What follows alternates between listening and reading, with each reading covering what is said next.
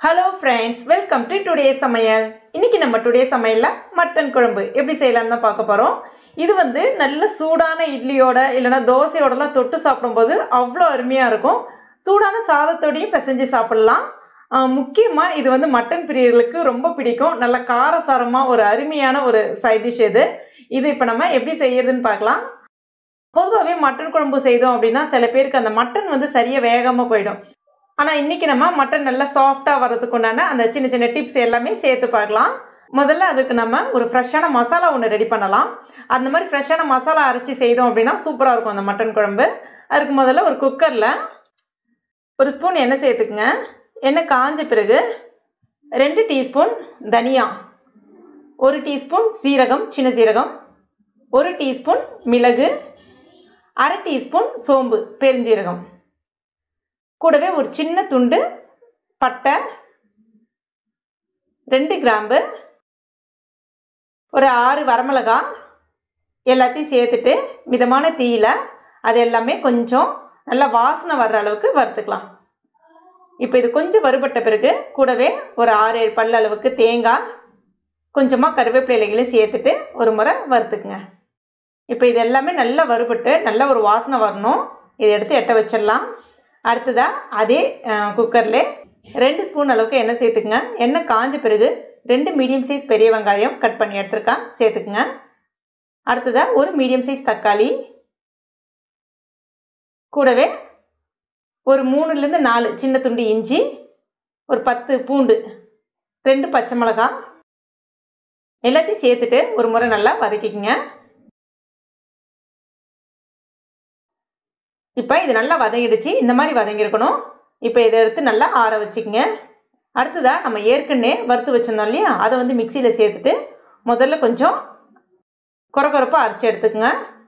அதுக்கு அடுத்ததாக நம்ம இப்போ வதக்கி வச்சுருக்க அந்த வெங்காயம், தக்காளி, இஞ்சி, பூண்டு எல்லாத்தையும் இது கூட சேர்த்துக்குங்க. தேவைப்பட்டால் கொஞ்சம் தண்ணி சேர்த்துட்டு இந்த மாதிரி நல்லா ஸ்மூத்தாக அரைச்சி எடுத்துக்கோங்க. அடுத்ததாக குக்கரில் ஒரு 3 ஸ்பூன் அளவுக்கு எண்ணெய் சேர்த்துக்குங்க. கூடவே ஒரு சின்ன துண்டு வெங்காயம், 2 பச்சை மிளகாய் சேர்த்துட்டு கொஞ்சம் சிவந்து வர அளவுக்கு வதக்கி விட்டுக்குங்க. நான் இன்றைக்கி 1/2 கிலோ மட்டன் எடுத்திருக்கேன்.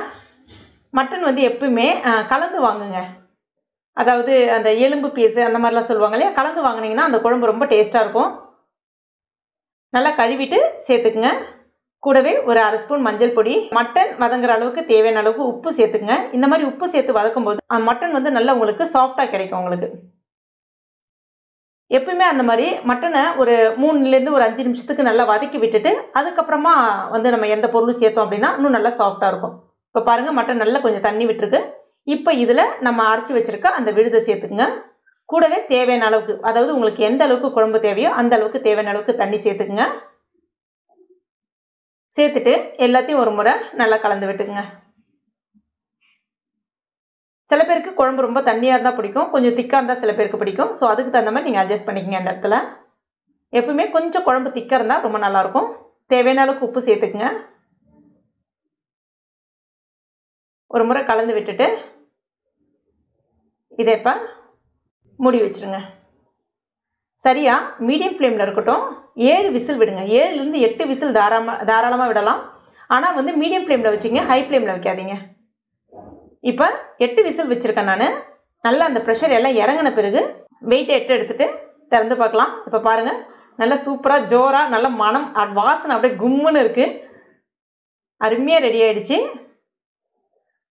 அந்த குழம்போட கன்சிஸ்டன்சியும் கரெக்டாக இருக்குது பாருங்கள். தோசையோட, இட்லியோட, சாதத்தோட எல்லாத்துக்கும் பர்ஃபெக்டாக இருக்கும். இது இப்போ கடைசியாக ஒரு தாளிப்பு ஒன்று ரெடி பண்ணிடலாம். அதுக்கு எண்ணெயில் கொஞ்சமாக கடுகு, கொஞ்சம் பெருஞ்சீரகம், ஒரு 4 பல் அளவுக்கு பூண்டு தட்டிட்டு கொஞ்சமாக கருவேப்பிலையும் சேர்த்து தாளித்து விட்டுருக்கேன். தாளித்த உடனே மூடிடுங்க, அப்போ தான் நல்லா வாசனையாக இருக்கும். கடைசியாக கொஞ்சம் நல்லா ஒரு ஃபைனல் டச்சுக்காக கொஞ்சமாக கொத்தமல்லி இலைகளும் தூவி விட்டுக்குங்க. அவ்வளோதான், ஒரு பர்ஃபெக்டான மட்டன் குழம்பு சூப்பராக ரெடி ஆகிடுச்சு. இது ரொம்ப ரொம்ப சாஃப்டாக இருக்கும் இந்த மட்டன். நீங்கள் இந்த மெத்தடில் செஞ்சு பார்த்தீங்கன்னா காரசாரமாகவும் இருக்கும். உங்களுக்கு இன்னும் கொஞ்சம் காரம் வேணும்னா நீங்கள் 1 ஸ்பூன் மிளகு வந்து எக்ஸ்ட்ராவே சேர்த்துக்கலாம் தாராளமாக இந்த இடத்துல. அவ்வளோதான், எங்கள் வீட்டில் இன்றைக்கி இட்லி தான். சூடான இட்லி, அதுவும் நல்லா பஞ்சு போல் நல்ல சூடான இட்லியோட இந்த மட்டன் குழம்பை இப்படி தொட்டு சாப்பிடும்போது பார்த்தீங்கன்னா நல்லா ஜம்முன்னு உள்ளே இறங்கும். அவ்வளோ டேஸ்ட்டாக இருக்கும். கண்டிப்பாக இது வந்து சொன்னால் புரியாது, சுவைத்தால் தான் தெரியும். கண்டிப்பாக ட்ரை பண்ணிட்டு மறக்காமல் எனக்கு கமெண்ட் பண்ணுங்கள். இந்த வீடியோ உங்களுக்கு பிடிச்சிருந்தனா லைக் பண்ணுங்கள். உங்கள் நண்பர்கள் மற்றும் ஃபேமிலி மெம்பர்ஸ் கூட மறக்காமல் ஷேர் பண்ணுங்க.